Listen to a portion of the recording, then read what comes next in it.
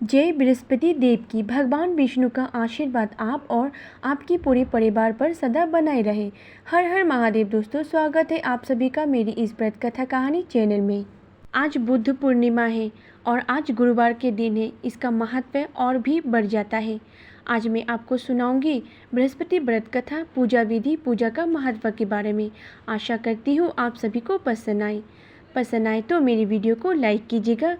अगर अभी तक मेरे चैनल को सब्सक्राइब नहीं किया तो सब्सक्राइब कर दीजिएगा। बेल आइकन को क्लिक कीजिएगा। कमेंट बॉक्स पे हरे विष्णु जरूर लिखिएगा। भगवान बृहस्पति देव की पूजा अर्चना के लिए बृहस्पतिवार को व्रत करके बृहस्पतिवार की व्रत कथा को पढ़ने अथवा किसी दूसरे स्त्री पुरुषों द्वारा सुनने की प्राचीन परंपरा है। बृहस्पतिवार का व्रत करने और व्रत कथा सुनने से स्त्री पुरुषों की सभी मनोकामनाएं पूरी होती है। इस व्रत से धन संपत्ति, निसंतानों का पुत्र प्राप्ति होती है, परिवार में सुख शांति बनी रहती है, सभी आनंदपूर्वक रहते हैं। आइए जानते हैं पूजा विधि के बारे में। बृहस्पतिवार को सूर्योदय से पहले उठकर स्नान दादी से निवृत्त होकर भगवान विष्णुदेव का स्मरण करते हुए व्रत का आरंभ करना चाहिए। उपासक को घर के किसी कक्ष में पूजा स्थल बनाकर उसमें भगवान विष्णुदेव की प्रतिमा स्थापित करनी चाहिए। घर के समीप किसी मंदिर में जाकर भी भगवान बृहस्पति देव की पूजा की जा सकती है। भगवान बृहस्पति देव पूजा में पीले रंग के पुष्प और पीले रंग की सामग्री को विशेष रूप से पसंद करते हैं, इसलिए स्नान के बाद पीले रंग के वस्त्र धारण करने का विशेष महत्व बताया गया है। पीले रंग के पुष्प, केले और पीले चंदन से भगवान विष्णुदेव की पूजा का विधान है। इस व्रत में उपासक को पूरे दिन में एक ही समय भोजन करना चाहिए। व्रत करने वाले पुरुष बृहस्पतिवार की दाढ़ी व सिर के बाल ना कटवाएं। पूजा के समय भगवान बृहस्पति देव से जो मनोकामना प्रकट की जाती है वे उस मनोकामना को पूरा करते हैं। इस व्रत में व्रत कथा पढ़ने और श्रवण करने का विशेष महत्व है। आइए सुनते हैं बृहस्पति देव की व्रत की कथा। प्राचीन समय की बात है। भारत में एक राजा राज्य करता था। वो बड़ा प्रतापी तथा दानी था। वो नित्यपति मंदिर में भागवत दर्शन करने जाता था। वो ब्राह्मण और गुरु की सेवा किया करता था। उसके द्वारा से कोई भी याचक निराश होकर नहीं लौटता था। वो प्रत्येक गुरुवार को व्रत रखता एवं पूजन करता था, परंतु ये सब बातें उसकी रानी को अच्छी नहीं लगती थी। वो ना व्रत करती और ना किसी को एक भी पैसा का दान में देती थी। वो राजा से भी ऐसा करने के लिए मना करती थी। एक समय की बात है कि राजा शिकार खेलने वन में चले गए। घर पर रानी और दासी थी। उस समय गुरु बृहस्पति साधु का रूप धारण कर राजा के दरवाजे पर भिक्षा मांगने आए। साधु ने रानी से भिक्षा मांगी तो वो कहने लगी, हे साधु महाराज, मैं इस दान पुण्य से तंग आ चुकी हूँ।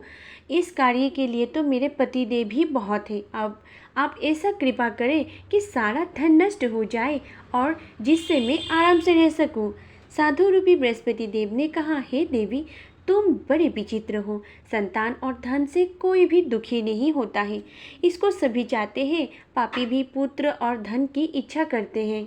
अगर तुम्हारे पास धन अधिक हो तो भूखे मनुष्य को भोजन करवाओ, पुआल लगवाओ, ब्राह्मणों को दान दो, धर्मशालाओं बनवाओ, कुआं, तालाब, बावड़ी, बाग बगीचे आदि का निर्माण करवाओ तथा निर्धनों की कुंवारी कन्या का विवाह कराओ, साथ ही यज्ञादि करो। इस प्रकार के कर्मों से आपके कुल का और आपका नाम परलोक में सार्थक होगा एवं स्वर्ग की प्राप्ति होगी। परंतु रानी साधु की इन बातों से खुश नहीं हुई। उसने कहा, हे साधु महाराज, मुझे ऐसा धन की आवश्यकता ही नहीं है जिसको मैं अन्य लोगों को दान दे सकूं तथा जिसको रखने और संभालने में मेरा सारा समय नष्ट हो जाए।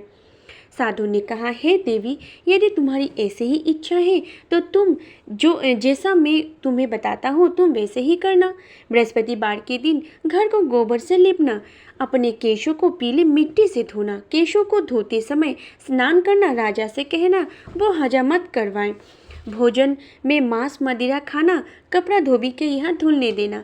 इस प्रकार 7 बृहस्पतिवार करने से ही तुम्हारा समस्त धन नष्ट हो जाएगा। ये कहकर साधु महाराज रूपी बृहस्पति देव अंतर्धान हो गए। रानी ने साधु के कहने के अनुसार 7 बृहस्पतिवार तक वैसा ही करने का विचार किया। साधु के बताए अनुसार कार्य करते हुए केवल 3 ही बृहस्पतिवार बीते थे कि उसकी समस्त धन नष्ट हो गई। भोजन के लिए दोनों समय परिवार तरसने लगा था तथा सांसारिक भोगों से दुखी रहने लगा। तब राजा ने रानी से कहा, हे रानी, तुम यहाँ पर रहो, मैं अब परदेश में जा रहा हूँ। वहाँ कोई काम धंधा ढूंढूंगा, शायद हमारा भाग्य बदल जाए। ऐसा कहकर राजा परदेश चला गया। वो वहाँ जंगल से लकड़ियाँ काटकर लाता और शहर में बेचकर अपना जीवन व्यतीत करने लगा। इधर राजा के बिना रानी दासियाँ दुखी रहने लगी। किसी दिन भोजन मिलता और किसी दिन जल पीकर ही रह जाती। एक समय रानी और दासियों को 7 दिन बिना भोजन के व्यतीत करना पड़ा। तो रानी ने अपना दासी से कहा, यहाँ पास ही के नगर में मेरा बहन रहती है, वहाँ बड़ी धनवान है, तो उसके पास जा और वहाँ से 5 सेर बेजर मांग के ले आ, जिसे कुछ समय के लिए गुजर हो जाएगा। दासी रानी की बहन से पास गई। रानी की बहन उस समय पूजा कर रही थी। बृहस्पतिवार के दिन था। दासी ने रानी की बहन से कहा, हे रानी, मुझे आपकी बहन ने भेजा है, मुझे 5 सेर बेजर में दे दो। दासी ने ये बात अनेकों बार कही, परंतु रानी की बहन ने कोई उत्तर नहीं दिया, क्योंकि वो उस समय बृहस्पतिवार की कथा सुन रही थी। जब दासी को रानी की बहन से कोई उत्तर नहीं मिला तो वो बहुत दुखी हुई। उसे क्रोध भी आया। वो लौटकर रानी से बोला, हे रानी, आपकी बहन बहुत ही धनी स्त्री है, वो छोटे लोगों से बात भी नहीं करती है। मैंने उससे कहा तो उसने कोई उत्तर नहीं दिया। मैं वापस चली आई। रानी बोली, हे दासी, उसमें उसका कोई दोष नहीं है। जब बुरे दिन आते हैं तब कोई सहारा नहीं देता। अच्छे बुरे का पता विपत्ति में ही लगता है। जो ईश्वर की इच्छा होगी वही होगा। ये सब हमारे भाग्य का दोष है। उधर रानी की बहन ने सोचा कि मेरी बहन की दासी आई थी, परंतु मैं उससे नहीं बोली, इससे वो बहुत दुखी हुई होगी। अंत कथा सुन और विष्णु भगवान का पूजन समाप्त कर वो अपनी बहन के घर और आई और कहने लगी, हे बहन, मैं बृहस्पतिवार का व्रत कर रही थी। तुम्हारी दासी हमारे घर गई थी, परंतु जब तक कथा होती है तब तक हम लोग ना उठते हैं और ना बोलते हैं, इसलिए मैं नहीं बोली। कहो, दासी क्यों आई थी? रानी बोली, बहन, हमारे घर अनाज नहीं था। वैसे तो तुमसे कोई बात छिपी नहीं है, इस कारण मैंने दासी को तुम्हारे पास 5 सेर बेजर लेने के लिए भेजा था। रानी की बहन बोली, बहन, बृहस्पति भगवान सबकी मनोकामना पूर्ण करते हैं। देखो, शायद तुम्हारे घर अनाज रखा हो। ये सुनकर दासी घर के अंदर गई तो वहाँ उसे एक घड़ा बेजर का भरा मिल गया। उसे बड़ी हैरानी हुई, क्योंकि उसने एक एक बर्तन देख लिया था। उसने बाहर आकर रानी को बताया। दासी अपने रानी से कहने लगी, हे रानी, देखो, वैसे हमको जब अनाज नहीं मिलता तो हम रोज़ ही व्रत करते हैं। अगर इससे व्रत की विधि और कथा पूछ ली जाए तो हम भी किया करेंगे। दासी के कहने पर रानी ने अपनी बहन से बृहस्पतिवार के व्रत के बारे में पूछा। उसकी बहन ने बताया, हे रानी बहन, बृहस्पतिवार को सूर्य उदय से पूर्व उठकर स्नान करके बृहस्पति भगवान व्रत करना चाहिए, लेकिन उस दिन सिर नहीं धोना चाहिए। बृहस्पतिवार को व्रत व चने की दाल और मुनक्का से विष्णु भगवान का पूजन, केले का वृक्ष में जड़ में पूजन करना तथा दीपक जलावे। उस दिन एक ही समय भोजन करें। भोजन पीले खाद्य पदार्थ का करें तथा कथा सुने। इस प्रकार करने से गुरु भगवान प्रसन्न होते हैं, अन्न पुत्र धन देते हैं, मनोकामना पूर्ण करते हैं। व्रत और पूजन की विधि बताकर रानी की बहन अपने घर को लौट गई। रानी और दासी दोनों ने निश्चय किया है कि बृहस्पति देव भगवान का पूजन जरूर करेंगे। 7 दिन बाद जब बृहस्पतिवार आया तो उन्होंने व्रत रखा। घोड़शाल में जाकर चना और गुण बीन लाए तथा उसकी दाल से केले की जड़ तथा भगवान का पूजन किया। अब भोजन पीले कहाँ से आए? दोनों बड़ी दुखी हुई, परंतु उन्होंने व्रत किया था, इस कारण बृहस्पति देव भगवान प्रसन्न थे। एक साधारण व्यक्ति के रूप में वे 2 थाली में 2 सुंदर पीला भोजन लेकर आए और दासी से देकर बोले, हे दासी, ये भोजन तुम्हारे और रानी के लिए है, तुम दोनों करना। दासी भोजन पाकर बड़ी प्रसन्न हुई और रानी से बोली, रानी जी भोजन कर लो। रानी को भोजन आने के बारे में कुछ भी पता नहीं था, इसीलिए वो दासी से बोली, जा तू ही भोजन कर ले, क्यों तू हमारी व्यर्थ में हंसी उड़ाती है। दासी बोली, एक व्यक्ति भोजन दे गया है, हम दोनों के लिए 2 थाली में भोजन दे गया है, इसलिए मैं और आप दोनों ही साथ साथ भोजन करेंगे। दोनों ने गुरु भगवान को नमस्कार कर भोजन प्रारंभ किया। उसके बाद से वे प्रत्येक बृहस्पतिवार को गुरु भगवान का व्रत और पूजन करने लगी। बृहस्पतिवार भगवान की कृपा से उनके पास धन हो गया, परंतु रानी फिर पहले की तरह से आलस्य करने लगी। तब दासी बोली, देखो रानी, तुम पहले भी इस प्रकार आलस्य करती थी, तुम्हें धन के रखने में कष्ट होता था, इस कारण सभी धन नष्ट हो गया। अब गुरु भगवान की कृपा से धन मिला और तो फिर भी तुम्हें आलस्य क्यों होता है। बड़ी मुसीबतों के बाद हमने ये धन पाया है, इसीलिए हमें दान पुण्य करना चाहिए। तुम भूखे मनुष्य को भोजन करवाओ, पाँव लगवाओ, ब्राह्मणों को दान दो, कुआं तालाब बावड़ी आदि का निर्माण करवाओ, मंदिर पाठशाला बनवाकर दान दो, कुंवारी कन्या का विवाह करवाओ, धन को शुभ कार्य में खर्च करो, जिससे तुम्हारा कुल का यश बढ़े तथा स्वर्ग प्राप्ति हो और पितर भी प्रसन्न हो जाए। दासी की बात मानकर रानी ने ऐसे ही इस प्रकार के कर्म करने का प्रारंभ किया, जिससे उनका काफ़ी यश फैलने लगा। एक दिन रानी और दासी आपस में विचार करने लगी कि ना जाने राजा किस दशा में होंगे, उनकी कोई खोज खबर नहीं है। गुरु भगवान से उन्होंने प्रार्थना की है और भगवान ने रात्रि में राजा को स्वप्न में कहा है, हे राजा उठ, तेरी रानी तुझको याद करती है, अब अपने देश को लौट जा। राजा प्रातःकाल उठकर जंगल से लकड़ियां काटकर लाने के लिए जंगल की ओर चल पड़ा। जंगल से गुजरते हुए वो सोचने लगा, रानी की गलती से उसे कितने दुख भोगने पड़े। राजपाट छोड़कर उसे जंगल में आकर रहना पड़ा। जंगल से लकड़ियां काटकर उन्हें बेचकर गुजारा करना पड़ा। उसी समय उस जंगल में बृहस्पति देव एक साधु का रूप में धारण कर आए और राजा के पास आकर बोले, हे लकड़हारे, तुम इस सुनसान जंगल में किस चिंता में बैठे हो, मुझे बतलाओ। ये सुन राजा के नेत्र में जल भर आए और साधु की वंदना कर बोले, हे प्रभु, आप सब कुछ जानने वाले हैं। इतना कहकर राजा ने साधु को अपनी संपूर्ण कहानी सुना दी। महात्मा दयालु होते हैं, वे राजा से बोले, हे राजा, तुम्हारी पत्नी ने बृहस्पति देव के प्रति अपराध किया था, जिसके कारण तुम्हारी ये दशा हुई। अब तुम किसी प्रकार की चिंता मत करो, भगवान तुम्हें पहले से भी अधिक धन देंगे। देखो, तुम्हारी पत्नी ने बृहस्पतिवार का व्रत प्रारंभ कर दिया है।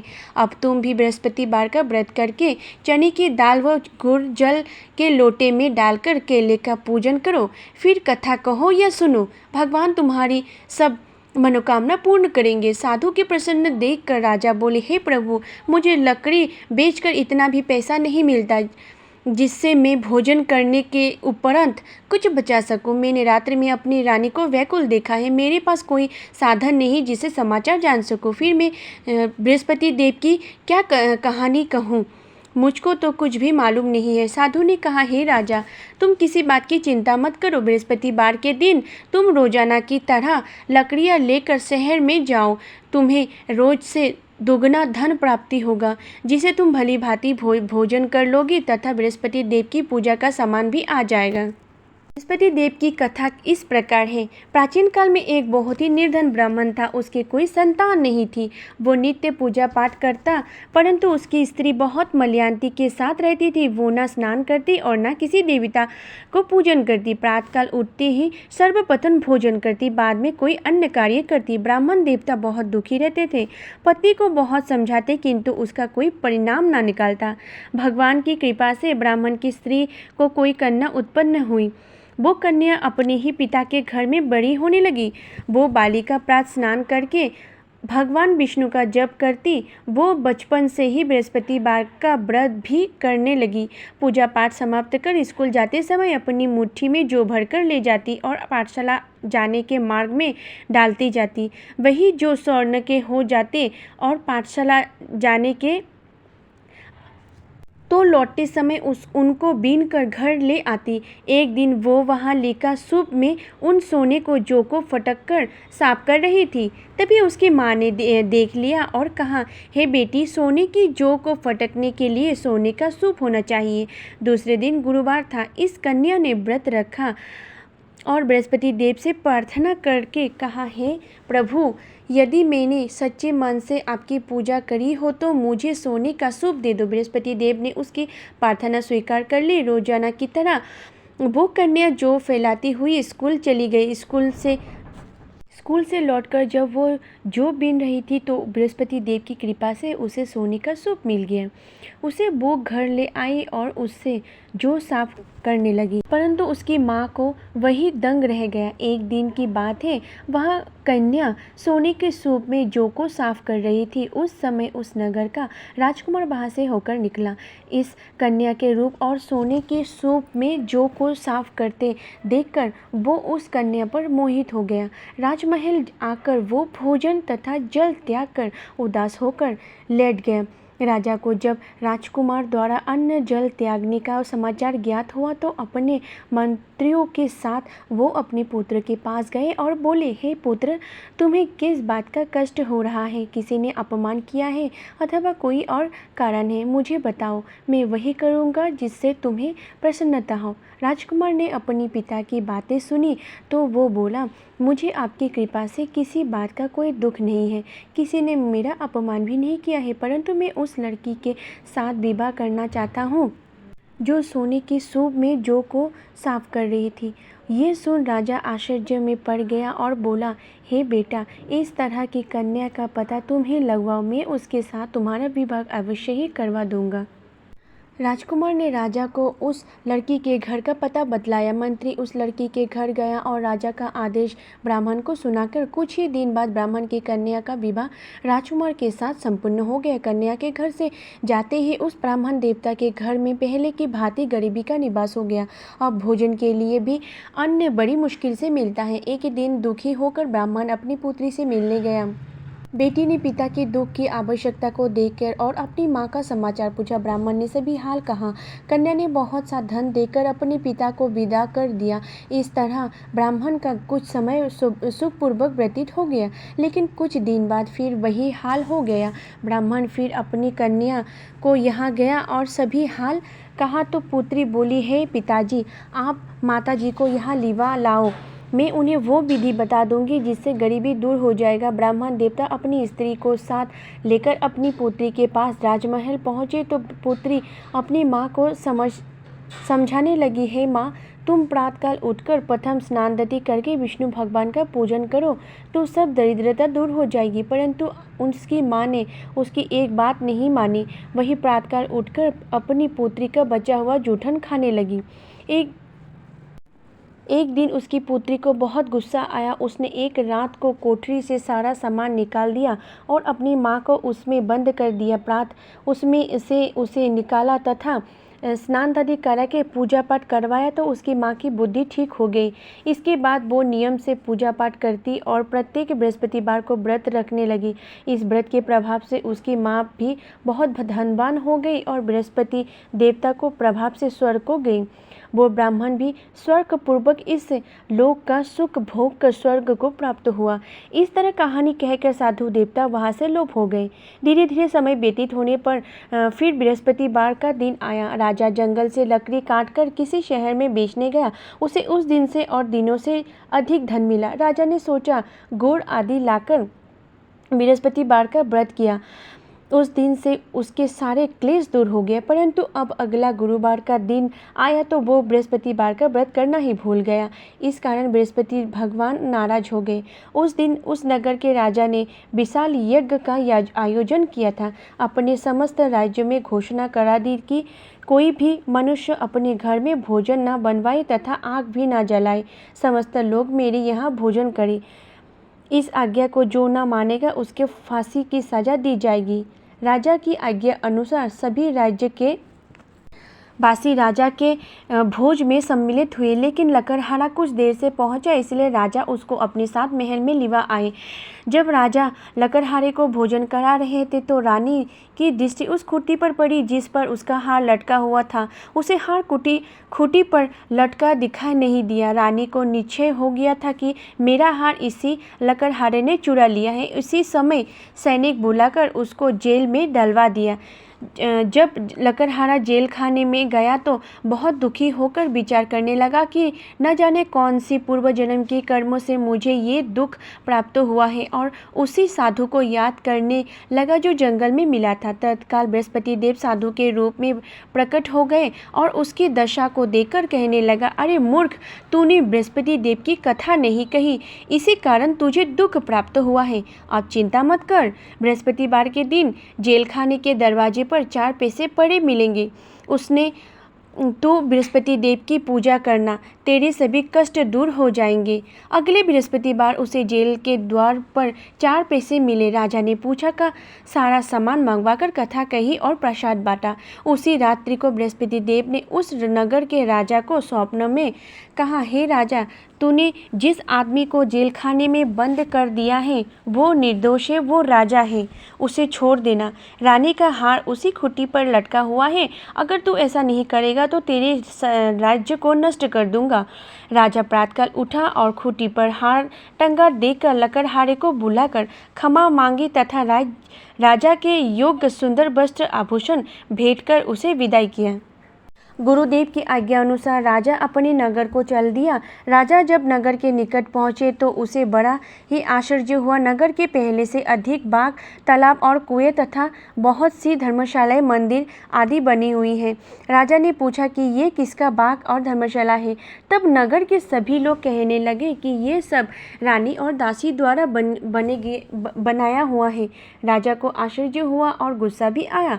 जब रानी ने खबर सुनी कि राजा आ रहे हैं तो उसने अपनी दासी से कहा, हे दासी, देख राजा हमको कितनी बुरी हालत में छोड़ के गए थे, वो हमारी ऐसी हालत देखकर लौट ना जाए, इसलिए तू दरवाजे पर खड़ी हो जा। रानी की आज्ञा अनुसार दासी दरवाजे पर खड़ी हो गई। जब राजा आए तो उन्हें अपने साथ महल में लिवा लाई।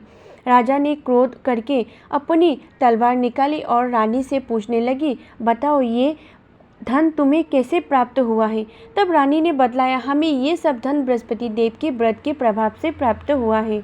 राजा ने तब निश्चय किया है कि 7 रोज बाद तो सभी बृहस्पति देव का पूजन करते हैं, परंतु मैं रोजाना 3 दिन में 3 बार व्रत का कथा कहूँगा तथा रोज व्रत किया करूँगा। अब हर समय राजा के दुपट्टे में चने की दाल बंधी रहती है तथा दिन में 3 बार व्रत कहता है।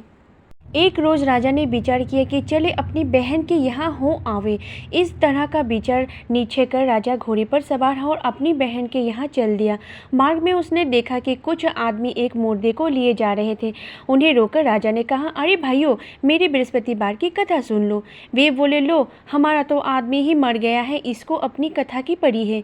परंतु कुछ आदमी बोले, अच्छा कहो, हम तुम्हारी कथा भी सुनेंगे। राजा ने दाल निकाली और कथा कहनी शुरू कर दी। जब कथा आधी हुई तो मुर्दा हिलने लगा और जब कथा समाप्त हुई तो राम राम कहते हुए वो मुर्दा खड़ा हो गया। राजा आगे बढ़ा, उसे चलते चलते शाम हो गए। आगे मार्ग में उसे एक किसान खेत में हल चलाता मिला। राजा उससे बोले, अरे भैया, तुम मेरी बृहस्पतिवार की कथा सुन लो। किसान बोला, जब तक मैं तेरा कथा सुनूंगा तब तक 4 हड़िया जोत लूँगा, जा अपनी कथा किसी और को सुनाना। आगे चलने लगा। राजा के हटते ही बैल पछाड़ खाकर गिर गया तथा किसान के पेट में बहुत जोरों से दर्द होने लगा। उसी समय किसान की पत्नी रोटी लेकर आई। उसने जब ये देखा तो उसने पुत्र से सब हाल पूछा। बेटे ने सभी हाल बता दिया। बुढ़िया दौड़ी दौड़ी उस घोड़सवार के पास गई और उसने बोली, मैं तेरी कथा सुनूंगी, तू अपनी कथा मेरे खेत में ही चल कर कहना। राजा ने लौट कर बुढ़िया के खेत पर जाकर कथा कही, जिसके सुनते ही बैल खड़े हो गए तथा किसान के पेट का दर्द भी बंद हो गया। राजा अपनी बहन के घर पहुंच गया। बहन ने भाई की खूब मेहमानी की। दूसरे रोज प्रातःकाल राजा जागा तो वो देखने लगा कि सब लोग भोजन कर रहे हैं। राजा ने अपनी बहन से जब पूछा कि ऐसा कोई मनुष्य है जिसने भोजन नहीं किया हो तो मेरी बृहस्पतिवार की कथा सुन ले। तो बहन बोली, हे भैया, ये देश ऐसा ही है, पहले यहाँ के लोग भोजन करते हैं, बाद में अन्य काम करते हैं। अगर पड़ोस में कोई हो तो देख आती हूँ। ऐसा कहकर बहन देखने चली, परंतु उसे कोई भी ऐसा व्यक्ति नहीं मिला जिसने भोजन न किया हो। वो एक कुम्हार के घर गए जिसका लड़का बीमार था। उसने मालूम हुआ कि उसके यहाँ 3 दिन से किसी ने भी भोजन नहीं किया है। रानी ने अपनी भाई की कथा सुनने के लिए कुम्हार से कहा। वो तैयार हो गया। राजा ने जाकर बृहस्पतिवार की कथा कही, जिसको सुनकर उसका लड़का ठीक हो गया। अब तो राजा की प्रशंसा होने लगी। एक दिन राजा ने अपनी बहन से कहा, हे बहन, मैं अपने घर जाऊंगा, तुम भी तैयार हो जाओ। राजा की बहन ने अपनी सास से अपने भाई के साथ जाने की आज्ञा मांगी। सास बोली, चली जा, परंतु अपने लड़कों को मत ले जाना, क्योंकि तेरे भाई के घर कोई संतान ही नहीं है। बहन ने अपनी भाई से कहा, हे भैया, मैं तो चलूँगी, परंतु कोई बालक नहीं जाएगा। राजा ने कहा, जब कोई बालक ही नहीं चलेगा, तुम तब जाकर ही क्या करोगी। दुखी मन से राजा अपने नगर को लौट गया और राजा ने अपनी रानी से कहा, हम निसंतान हैं, इसीलिए कोई हमें हमारा घर आना पसंद नहीं करता है। इतना कहकर बिना भोजन आदि किए शंखा पर लेट गया। रानी बोली, हे प्रभु, बृहस्पति देव ने सब कुछ दिया है, वे हमें संतान भी अवश्य देंगे। उसी रात बृहस्पति देव ने राजा को स्वप्न में कहा, हे राजा, उठ, सभी सोच त्याग दे, तेरी रानी गर्भवती है।